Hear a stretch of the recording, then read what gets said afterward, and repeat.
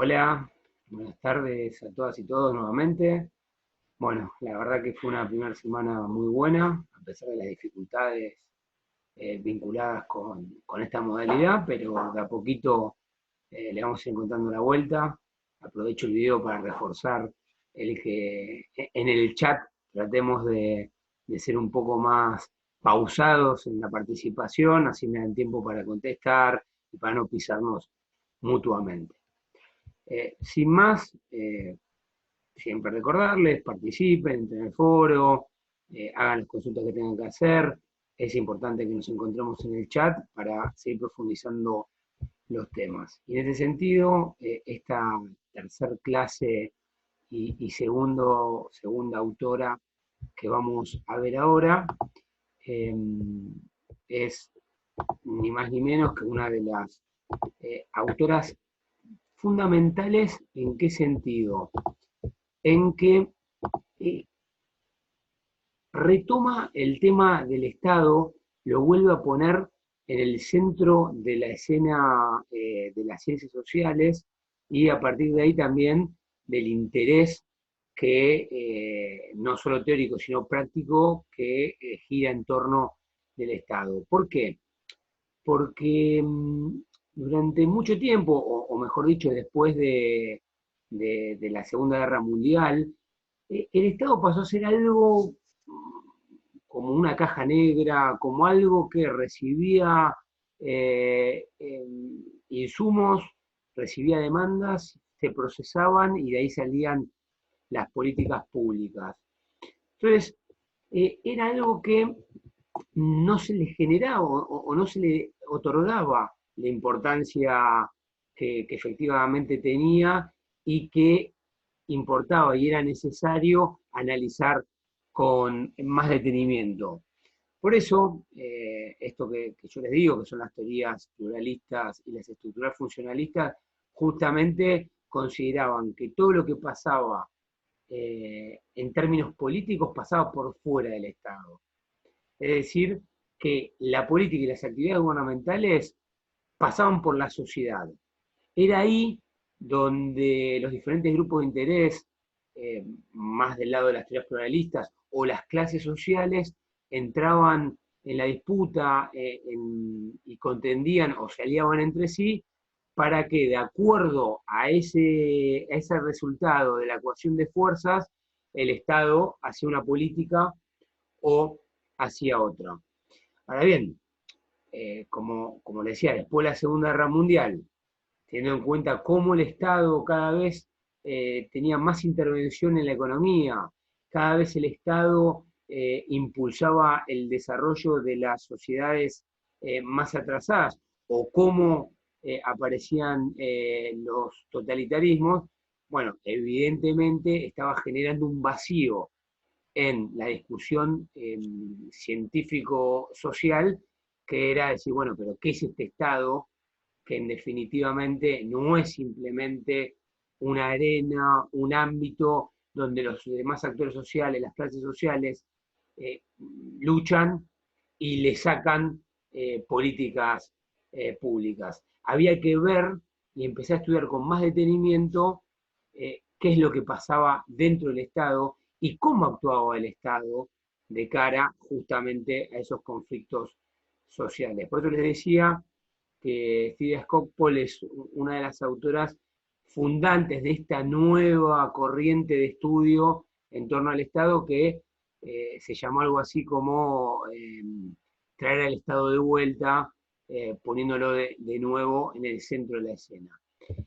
Y particularmente lo que se preguntan o empiezan a estudiar estos autores es la idea de la autonomía del Estado. Es decir, dicen, miren, no es que el Estado es un reflejo automático de lo que pasa en la sociedad. No es que responde si gana A, hace A, si gana B, hace B. No, el Estado también puede perseguir objetivos propios. Y acá es donde empiezan a estudiar la cuestión de la autonomía estatal. Y yo quiero arrancar esta presentación por atrás.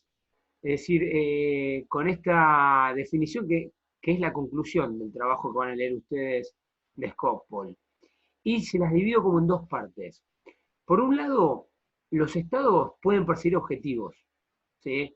Volvemos a lo mismo, no son simples reflejos, sino que hay en determinados momentos, en determinadas coyunturas históricas, y de acuerdo a una cierta conjunción de variables que se pueden ir dando, momentos en los que las propias élites estatales pueden definir qué es lo que el Estado tiene que hacer.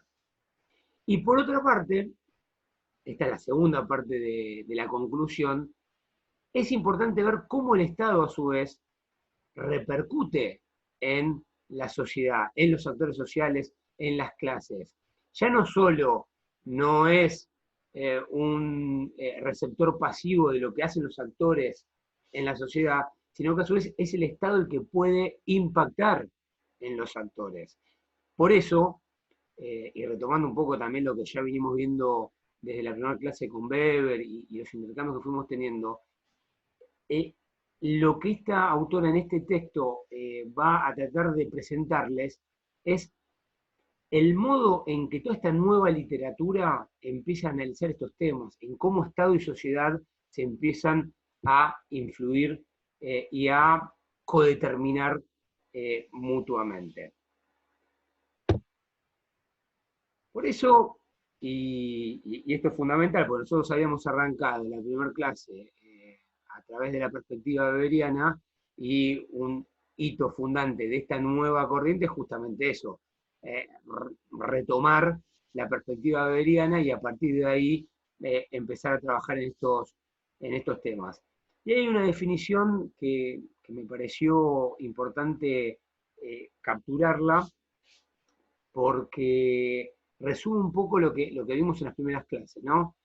Los estados deben ser considerados como algo más que gobiernos. Esto que les dije también en las primeras clases, ¿no? El gobierno es una partecita del Estado.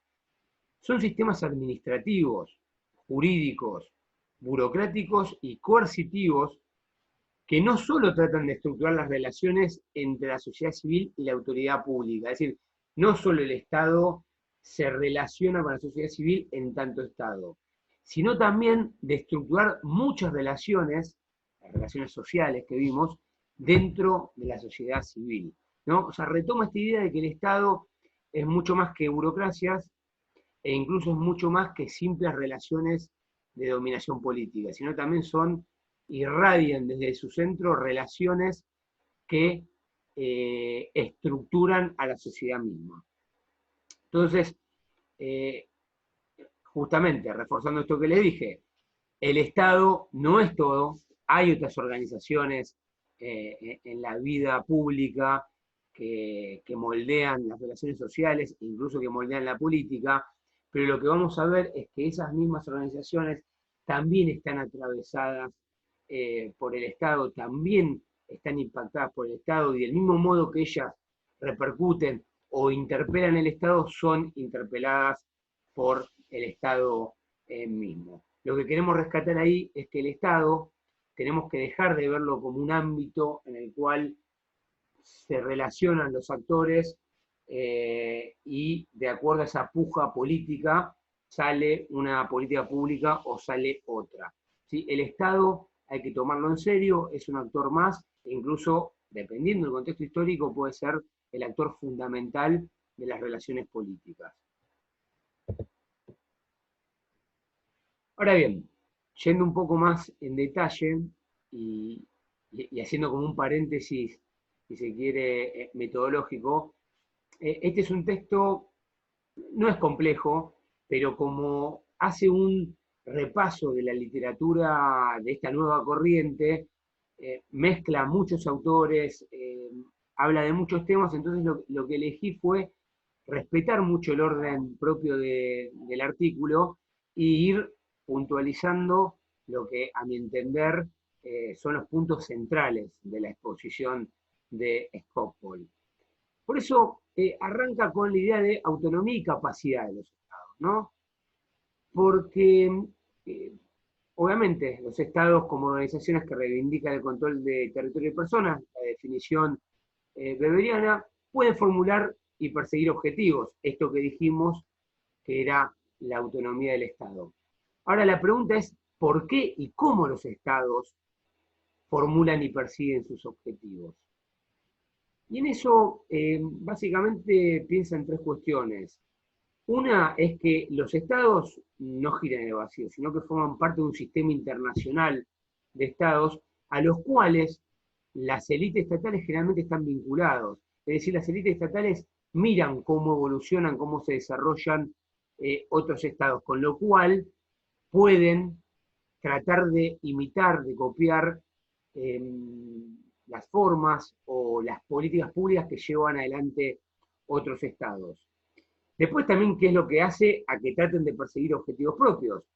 Que la esencia, el porqué del Estado, su característica definitoria, habíamos dicho en la clase de Weber, es el poder controlar, el poder mantener con éxito el orden interno. Es decir, que un Estado que no puede garantizar el ejercicio de la violencia física legítima dentro del territorio que reclama para sí, bueno, pone en duda su propia condición de Estado. Por eso hay, para lograr eso, hay impulsos, hay incentivos para que justamente esas élites estatales persigan sus propios objetivos. Y por último, obviamente, para poder hacer todo eso, las élites estatales necesitan recursos y para conseguir recursos necesitan actuar sobre la sociedad y llevar adelante políticas propias que les permitan justamente financiar al Estado. Ahora bien, esto es una posibilidad. Que el Estado sea más o menos autónomo no es una característica per se natural de cualquier Estado. Lo que vamos a ver es que hay gradaciones, hay variabilidad en esta autonomía y que va a haber estados que persiguen más objetivos que podríamos llamar autónomos y otros que persiguen menos. Eso va a dar cuenta también de cuál va a ser la capacidad, en definitiva, que tenga ese Estado, porque un Estado que pueda con éxito llevar adelante iniciativas propias, que pueda financiarse en una sociedad, que pueda desplegar políticas que hacen a su propio saber entender de qué es lo que hay que hacer, bueno, es probable que tenga mayor capacidad para eh, actuar sobre la sociedad. Ahora, estamos diciendo, el Estado necesita llevar adelante o puede llevar adelante políticas y perseguir objetivos que no responden a los intereses de la sociedad, y muchas veces esto se emparenta con la idea, bueno, es importante porque el Estado puede llevar adelante políticas más racionales, porque si el Estado simplemente responde como acto reflejo a lo que le reclaman los actores sociales, bueno, es muy probable que esas políticas no sean racionales. No es así. El Estado puede llevar adelante políticas racionales o estúpidas. Del mismo modo, puede simplemente responder a presiones del entorno y que esas políticas sean muy buenas o muy malas. Y lo que está emparentado con esta idea de la racionalidad es si las respuestas que hace el Estado son coherentes o incoherentes. Muchas veces un Estado autónomo puede llevar adelante políticas estúpidas e incoherentes, o una mezcla, políticas incoherentes pero bastante racionales, o políticas coherentes pero del todo ineficaces para resolver problemas. Entonces, esta cuestión de la racionalidad es algo importante y que vamos a ver que se entronca con la segunda parte de la importancia de pensar la autonomía estatal, que es ver cómo se vincula, cómo se relaciona con su entorno. O sea, en conclusión, el Estado puede ser más o menos racional, eso va a depender del contexto histórico, de la coyuntura y principalmente de las capacidades con las que cuente ese Estado. ¿Cuáles son esas capacidades? Bueno, eh, previo a eso nos podríamos hacer una pregunta eh, más de fondo. ¿Cómo mido la capacidad? Porque yo no sé, el Estado puede ser capaz para mantener el orden, pero incapaz para promover la equidad social, o viceversa. Puede ser fuerte en un momento, capaz de llevar adelante una reforma agraria, pero después ser incapaz de sostenerla en el tiempo. Con lo cual, la idea de la capacidad es algo que hay que medir y evaluar contextualmente, históricamente, y es algo que puede variar. Lo que sí es cierto, que puede pasar que los estados traten de perseguir objetivos para los cuales se crean capaces, ¿sí? Para los cuales ellos consideren que en la mezcla, en la síntesis de recursos que controlan y en el análisis de la relación de poder, la relación de fuerza que tengan con su entorno, consideren que van a poder cumplir. Pero también puede pasar todo lo contrario, que haya coyunturas históricas en las cuales el Estado persiga cosas que quizá no tengan las capacidades y que por ponerse ese objetivo genera las condiciones necesarias para llevarlas adelante. ¿Y cuáles son esas condiciones necesarias? Bueno, esto tiene mucho que ver con la definición propia del Estado. Obviamente, tener un control íntegro del territorio es fundamental, es el medio esencial. Si yo controlo el territorio y controlo los medios administrativos a través del cual lo logro, es una condición previa de toda capacidad. Ahora, un elemento fundamental también es con qué funcionarios, con qué burocracia cuento. Si yo no tengo un buen aparato administrativo, con gente capaz de analizar el contexto, de estudiar los problemas y de pensar soluciones para llevar soluciones tentativas, sería lo mismo que nada. Puedo ser simplemente un buen Estado militar, pero incapaz de llevar soluciones al territorio y a la población que domino. Y como un tercer factor fundamental, como en la vida, son los recursos. Sin plata no hay nada que se pueda hacer. Yo puedo tener las mejores ideas, puedo tener el mejor control del territorio, pero si no tengo los recursos económicos necesarios para llevar adelante esas políticas, nada voy a lograr. Por eso, y como séptimo punto que ven en esta filmina, y lo cierro con un autor que es Michael Mann, que es, en las condiciones normales de la materia iba a ser un autor que íbamos a ver, era importante, trabajaba el tema de la autonomía. ¿Por qué era importante? Porque él marca la autonomía como un mix entre un Estado que va incorporando justamente estas capacidades, capacidad administrativa, control del territorio y extracción de recursos de la sociedad como una condición sine qua non de la autonomía y capacidad del Estado. Es lo que dice es un Estado capaz va a ser el Estado que puede penetrar la sociedad, no un Estado que está totalmente aislado en una torre de marfil y desde ahí quiere imponer su poder. No, porque no va a tener forma de cómo sus decisiones penetren el territorio. ¿Sí? Entonces, por esto, que cuando yo les contaba en la clase de Weber, ¿no? La historia del Estado moderno, del paso del Estado estamental, por poner un corte histórico, al Estado moderno, era eso, era cómo el Estado iba concentrando mayor cantidad de recursos de poder en en su realidad, en su entorno, para justamente poder terminar de controlar el territorio.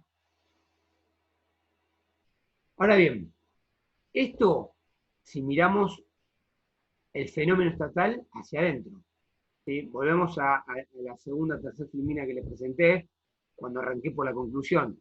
Pensemos la idea de la autonomía estatal en dos momentos. Hacia adentro, o sea, ¿qué es necesario para que un Estado sea autónomo? Bueno, que sus élites que sus instituciones de gobierno puedan perseguir objetivos propios. Y para perseguir objetivos propios necesitan controlar el territorio, necesitan recursos y necesitan élite y burocracias capacitadas. Ahora bien, la segunda parte del problema era decir, bueno, ¿cómo se relaciona con el entorno? Esto que al pasar se los dije con Michael Mann. Es decir, cómo ese Estado que controla un territorio, que tiene recursos, que tiene burocracias capacitadas, lleva adelante sus políticas. Y en esto es donde, de vuelta, ¿no? Viene a la cabeza esta idea de que el Estado no gira en el vacío, sino que hay que considerar el entorno socioeconómico y político en el cual el Estado despliega sus propias políticas. Y a esto es lo que esta literatura llama de perspectiva relacional. Es entender las políticas públicas, entender lo que hace el Estado, partiendo del análisis de cómo el Estado se vincula con el resto de los actores de la sociedad. Es decir, cómo Estado y sociedad entran en una vinculación, en una relación de mutua interdependencia.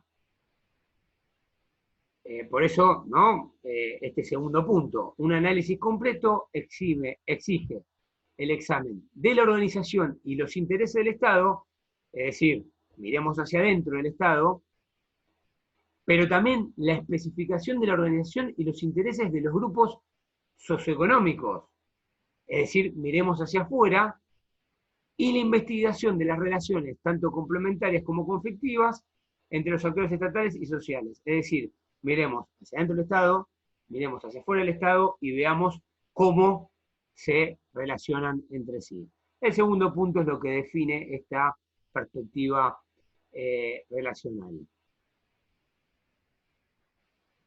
Ahora bien, y acá el cuarto punto,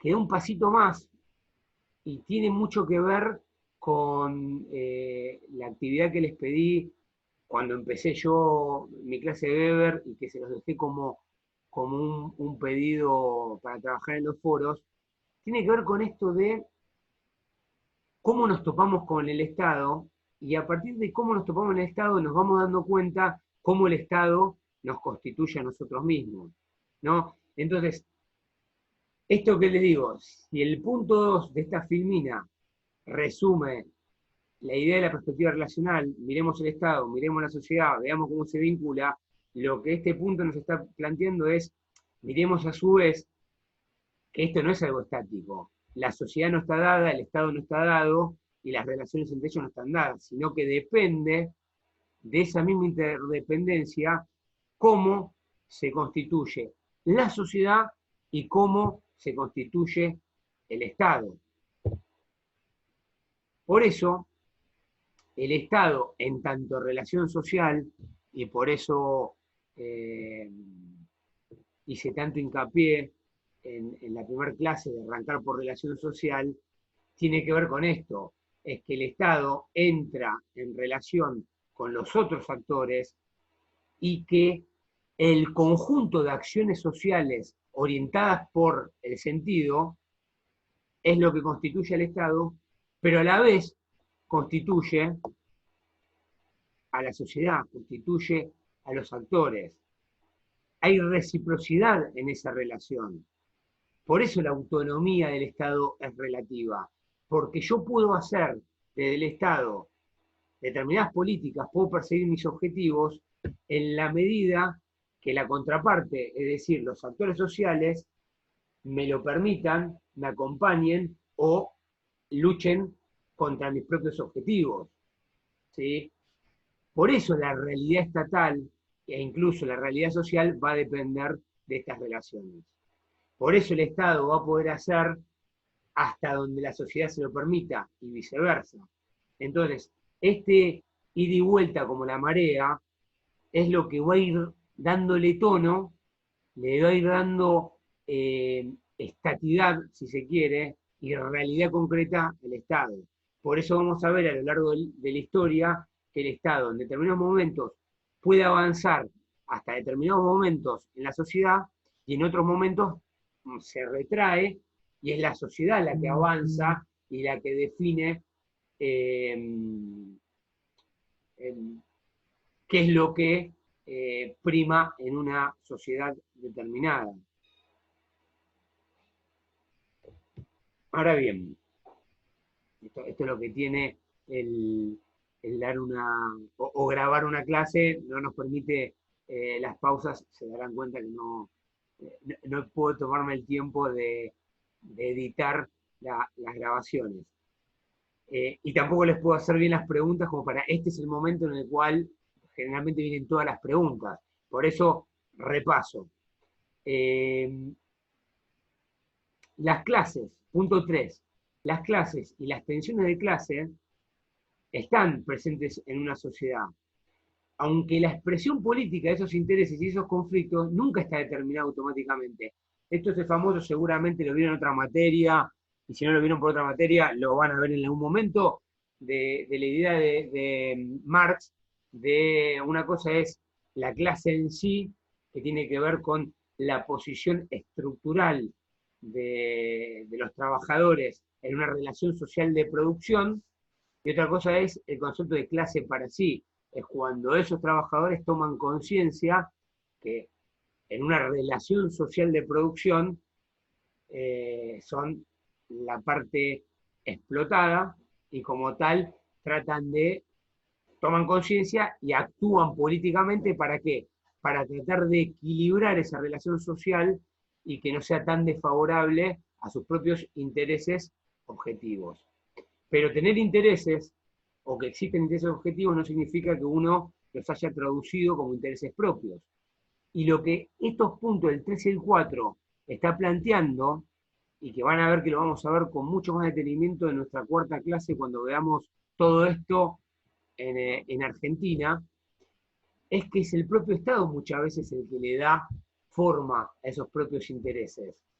Es el que ayuda a que las clases o los actores sociales puedan entender y puedan impulsar sus propios objetivos. Un ejemplo bien claro, eh, Perón cuando se hace cargo del entonces Departamento de Trabajo de la Nación.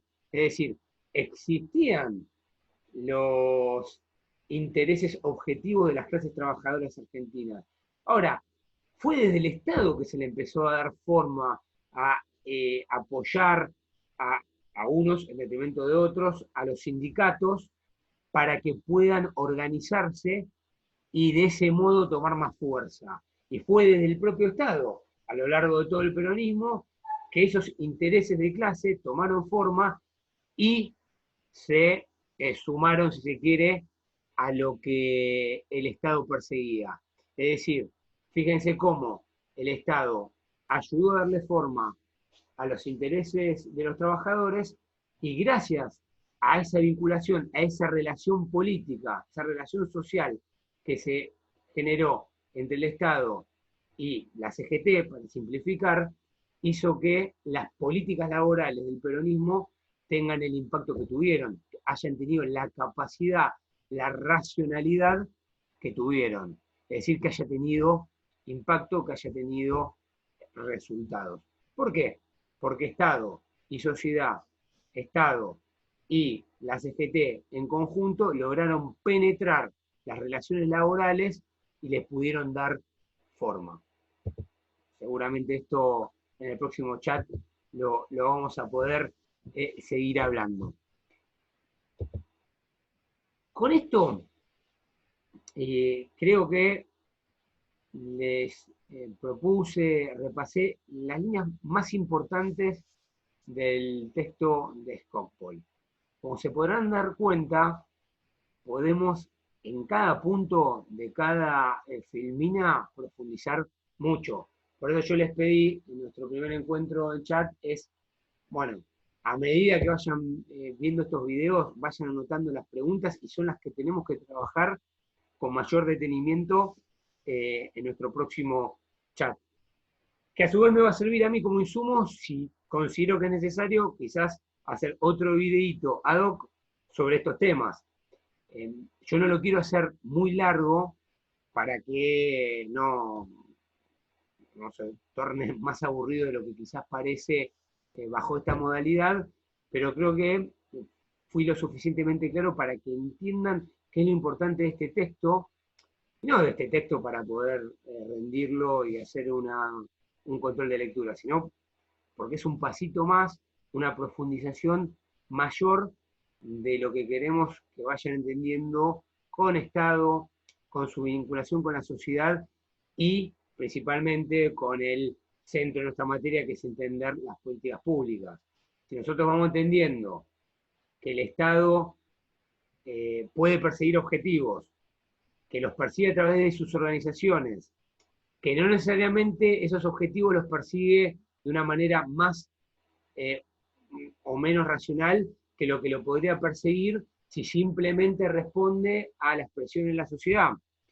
Que si a su vez dijimos que ese Estado puede perseguir objetivos, pero para perseguirlos se tiene que vincular con la sociedad, y que el resultado final de esa política va a depender mucho de también con qué tipo de sociedad se encuentra, de hasta dónde la sociedad es un aliado o es alguien a la cual va a entrar en conflicto, y si entendemos que esa relación puede variar históricamente, bueno, ya tenemos un plafón mucho más importante, tenemos un panorama, si no más claro, por lo menos que nos permite hacernos más y mejores preguntas de cómo las políticas públicas se llevan adelante.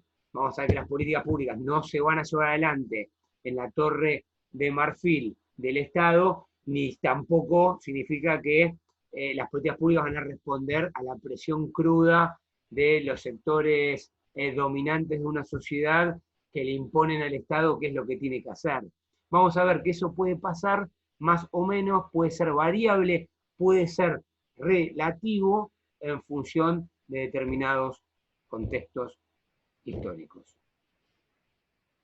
Creo que traté de volcar todo lo importante, insisto, este es el momento donde seguramente una pregunta de ustedes me iba a recordar que había otras cosas que hablar. No importa, vamos de a poco, espero que haya sido bastante claro y nos encontramos en el próximo chat y les mando un saludo. Adiós.